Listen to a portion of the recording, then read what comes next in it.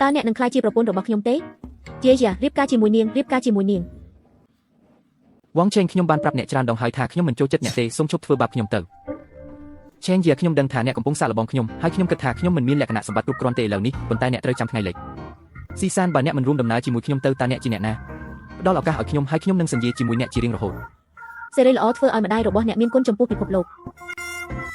អត់ទេសម្លាញ់ធ្វើបែបនេះនឹងជេរនៅទីសាធារណៈខុសគ្នាយ៉ាងណា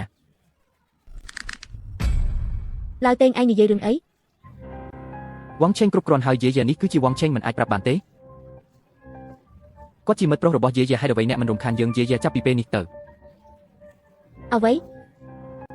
ហើយវាមិនដូចជាខ្ញុំបានយល់ស្របនៅពេលណាមួយដែលខ្ញុំនៅតែខ្មាស់អៀននឹងអ្នកនៅអាយុរបស់ខ្ញុំ យើងទាំងអស់គ្នាដឹងពីអ្វីដែលកំពុងកើតឡើងហើយធ្វើអី ភាពមិនមែនជាមិត្តភក្តិទេអ្នកកំពុងលេងឆ្កងតើអ្នកជាគ្រូសាជាងទេហ៊ានអបបរោះម្នាក់ដទៃនៅចំពោះមុខខ្ញុំយ៉ាងម៉េចដែរ អ្នកចាស់ណាស់តើអ្នកគិតថាអ្នកណាចាស់វងឆេងខ្ញុំមានមិត្តបរិសម្នាក់ហើយកុំធ្វើបាបខ្ញុំទៀតអី ខ្ញុំមិនជឿថាគាត់ជានរណានឹងរបៀបដែលគាត់មានអំណាចខ្លាំងជាងខ្ញុំទេគ្រូវ័យក្មេងទី13នៃច្រកទ្វារខាងកើតការធ្វើជាអ្នកបច្ចេកទេសជួយជីវិតមិនល្អជាងមនុស្សអនាថាដូចអ្នកទេ